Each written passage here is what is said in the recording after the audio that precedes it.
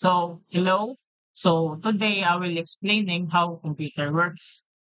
So, let's start.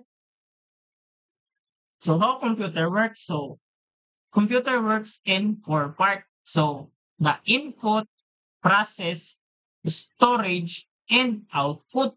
So, kung sa mga naa sa input, so ang mga nasa input is ang mouse, ang keyboard, ang microphone.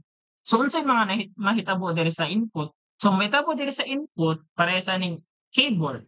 Pag nakapinduton diha nga letter, mo mo-convert na into digital. So, in digital niya is mo ato din na siya sa Word, dili na ingon nga ipindot imong P, ang P mo dagan padulong diri no dili inana.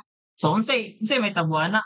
So, from pagpindot nimo diri sa imong keyboard, i-process na niya. So, mayroon siyang digital nga 0100.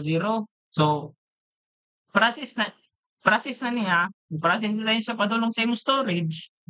So, ang storage na pud nimo, ang imong gipindot dito nga mo stored sa dito. So, pangitaon to niya ang 0101 dito ang imong gipindot. So, tapos i-process na pud to niya padulong sa imong monitor. Process na pud niya padulong sa imong monitor, makita na dahil to nimo imong gipindot nga letter nga P. So, inana ang iyang pag-process sa computer.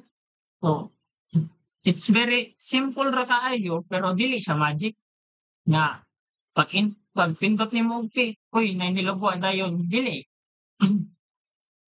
Moagi pa siya sa pagpindot mo og P, moagi pa siya sa wire, moagi pa siya sa imong storage, moagi pa siya sa imong storage tapos imong makita ang letter. So, inana ang computer nga process. Okay? Very simple ra kayo. Thank you.